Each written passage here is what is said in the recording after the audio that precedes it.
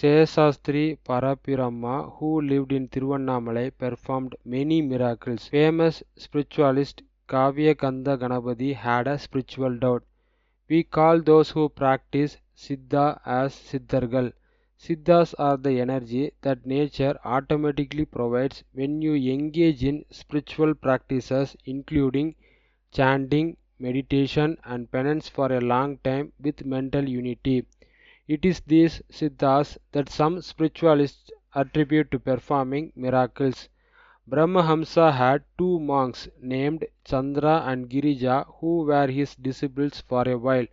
Ramakrishna Paramahamsa has said that when needed, light will emerge from their bags.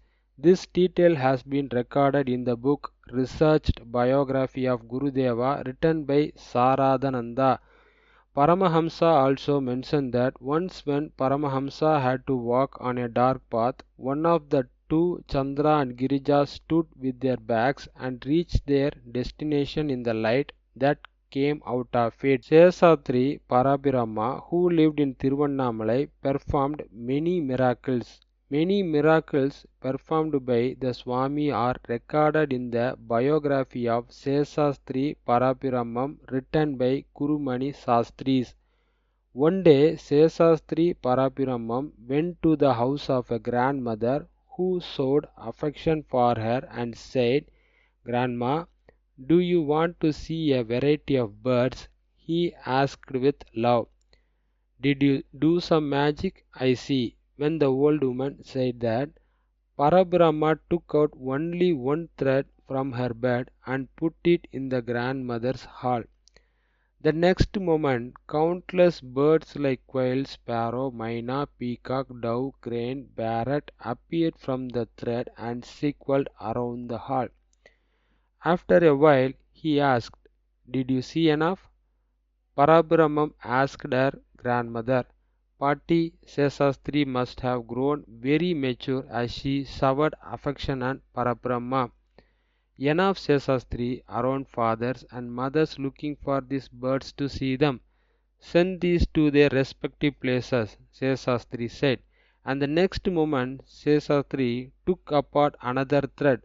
All the birds disappeared from the scene. It is an event in the history of Seshastri Swami. There are many such events in his life. Professor A.S. in the book Nankanda Periyargal written by Jnanasambandam A.S. he has recorded a strange incident. One of the Sri Lankan Swami named Siddhayoga Swami has explained the scene seen in two different places at the same time by telling photo evidence. He has also recorded the oddity of a Siddhayoga Swami suddenly setting up a tea shop on a hill. Sadasiva Brahmendra, a Digambara, walked in meditation with a naked man in the temple of a Mohammedan king. The king was enraged and cut off his hand with a sword. Brahmendra continued walking without realizing that he had cut his hand and fell down. Realizing that he was a great Siddha Purusha, the king ran and prostrated himself at his feet. He shook him and brought him back to his world.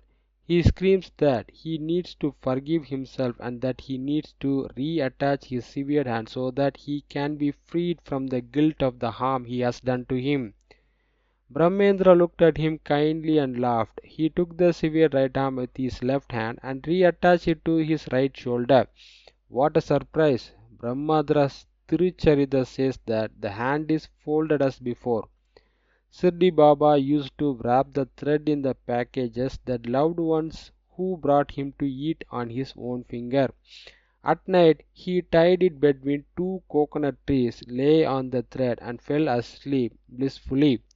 This detail has been recorded in his book Indian Renaissance Thinkers by the famous Tamil critic K. N. Subramanian. K.S. is a writer who writes in both English and Tamil. Venkataramani took a foreigner named Bal Brandon to Brahmacharya. Bal Brandon is a spiritual lover who has researched and written books on Indian spirituality. He had boundless devotion to Indian saints. He has mentioned in his book all the experiences that he had met in search of various saints. Will he be able to teach mantra from Brahmacharya Guruvai? Bal Brandon owes that as the Brahmacharya is the abbot, he has to abide by the legal schemes of the mud. He also says that it is not possible for foreigners to preach.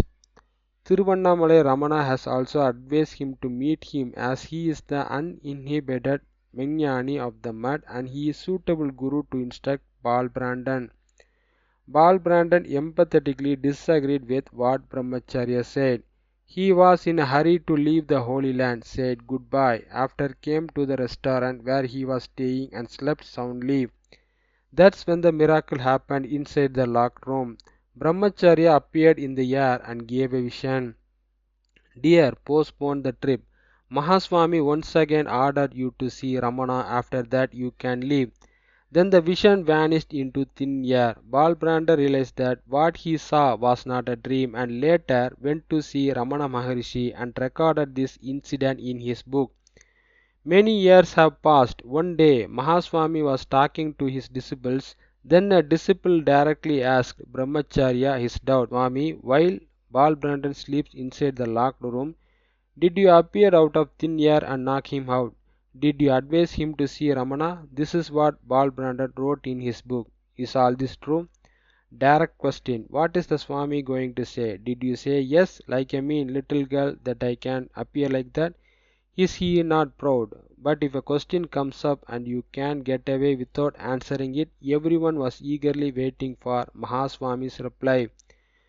Paramacharya never told the miracle he performed, didn't say no, but after giving an answer that everyone would agree with, he got up and went away. Hearing the answer, the disciples raised their hands and prayed. Who else but him could give such an answer? Leaving aside even his pride, Mahaswami's reply was this. That's why I always say, when you go to sleep, think of good things. High level saints never claim miracles, not celebrating. Famous spiritualist Kavya Gandha Ganapati had a spiritual doubt. Sri Rama is the one who can solve it. But now Kavya Gandha Ganapati sighed, thinking that he was not in Tiruvannamalai to meet Ramana and ask for an explanation. The next moment Sri Ramana appeared in the air in front of him. After clarifying his suspicions, the apparition vanished into thin air. This has been recorded by Kavya Gandha Ganapati. A friend who had read the details told Sri Ramana when it happened, day, time, etc., and inquired whether it happened like that. At the time you were telling me, I felt as if something had come out of me and gone somewhere. I don't remember anything else. All this happens because of this bhakti power, and nothing to do with the science and such things, Ramana replied. Valvam says that the mind is first and foremost omniscient. This is the supreme essence of spirituality. The aim of the spiritualist is to make the mind undefiled. Even if you learn to control anger and get siddhis, when you fail to control your mind, there is no use. Thai Manavasamy says, the goal of spirituality is to tame the mind. Our mind is gradually purified over time by thinking of pure sages. It is the sages who purify our minds by the remembrance of themselves, and beyond that, the miracle they can do is nothing else. It should be our constant prayer that the sages perform such a miracle in our minds.